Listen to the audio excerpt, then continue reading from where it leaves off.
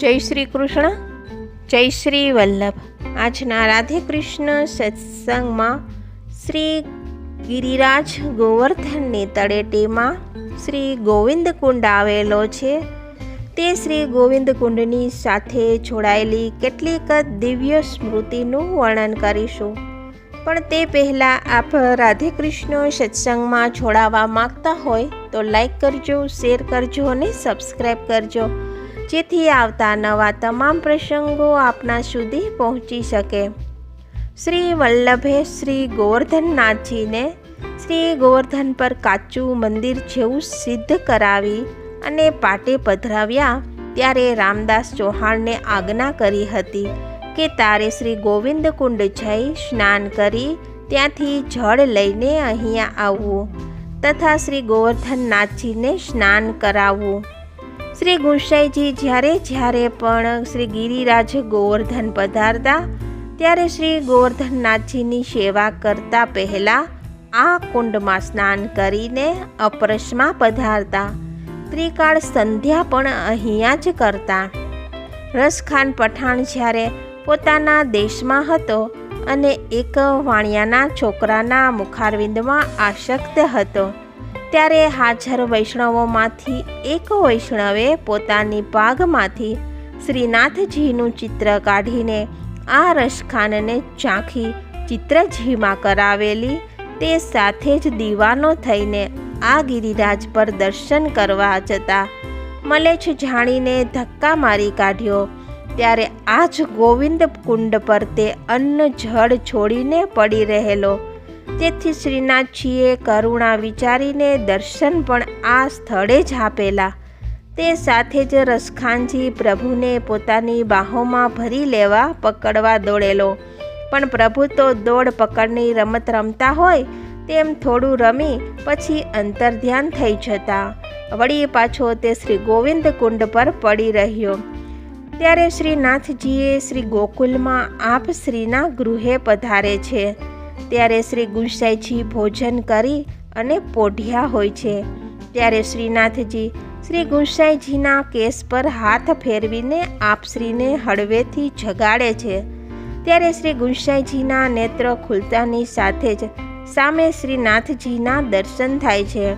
ત્યારે આપશ્રી શ્રીનાથજીના મુખારવિંદ પર હાથ ફેરવીને વિનંતી કરે છે કે એવો કયો ખાસ જીવ શરણે આવી રહ્યો છે જેના માટે આપે આટલો શ્રમ લીધો. ત્યારે શ્રીનાથજી રસખાનની બધી જ વાત વિસ્તારથી કહે છે.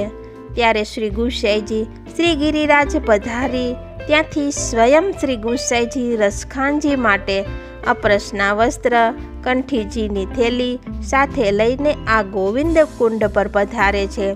ત્યારે રસખાનજીને પણ શ્રીનાથજી શ્રી ગુંસાઈજીના મહેબૂબ હોય એવી અનુભૂતિ થાય છે. ત્યારે શ્રી ગુંસાઈજી રસખાનજીને આ ગોવિંદ કુંડમાં સ્નાન કરવાની આજ્ઞા કરે છે. પછી આપ વસ્ત્ર તથા કંઠી આપી નામ સંભળાવીને મંદિરમાં આવવાની આજ્ઞા કરે છે. આ પ્રસંગમાં આ ગોવિંદ કુંડ પાસે જ બન્યો હતો. વળી આપના 252 સેવકોમાં બીજા સેવક કૃષ્ણદાસ ભટ્ટજીની વાર્તામાં પેલો કણબી વૈષ્ણવ જ્યારે ગોવિંદ કુંડ દૂધથી ભરેલો તો દેખાતો નથી એવું બોલે છે ત્યારે શ્રી ગુંસાઈજી કૃપા કરીને ગોવિંદ કુંડ દૂધથી ભરેલો દર્શન કરાવે છે. જેમાંથી દૂધની લોટી આ કણબી વૈષ્ણવ ભરી લાવે છે અને કૃષ્ણદાસ ભટ્ટજીની આરીથી આવો લાભ મળ્યો એવું કબૂલે છે. એ ગોવિંદ કુંડ આજ છે. તથા શ્રી વલ્લભના સેવક 54માં સેવક અચ્યુતમ દાસ સનોઢિયા શ્રી વલ્લભના ચરણામૃતના પ્રતાપથી આ ગોવિંદ કુંડ પાસે બેસી રહેતા.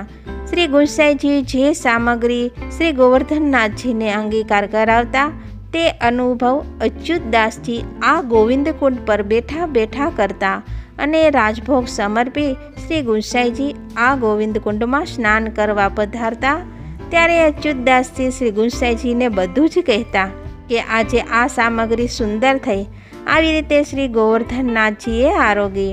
વળી પેલા સેવક ભગવાનદાસ સાંચોરા શ્રીનાથજીની રસોઈ કરતા દાળ દાઝી ગયેલી અને ધરી તે વાત શ્રીનાથજીએ શ્રી ગુસાઈજીને કરી. તેથી ખીજીને ભગવાનદાસ સાંચોરાએ સેવામાંથી દૂર કર્યા. ત્યારે આ ગોવિંદકુંડ પાસે અચ્યુતદાસજી પાસે આવીને બધી વાત કરી. ત્યારે સમાધાન કરતા અચ્યુતદાસજીએ કહેલું કે તું ચિંતા ના કરીશ, શ્રી ગુસાઈજી તો પરમ દયાળ છે, તને ફરીથી સેવા આપશે. તેથી તમે ગોવિંદકુંડના કિનારે જઈને બેસો. હમણાં શ્રી ગુસાઈજી મધ્યાહનની સંધ્યા કરવા પધારશે, ત્યારે તમને મળશે. એવી રીતે ગોવિંદકુંડ ઉપર એવી કેટલીક દિવ્ય સ્મૃતિઓ જોડાયેલી છે. તો આ સાથે જ આપણે આજના રાધે કૃષ્ણ સત્સંગને અહીં વિરામ આપીએ. ફરીથી મળીશું નવા સત્સંગ સાથે. જય શ્રી કૃષ્ણ, જય શ્રી વલ્લભ.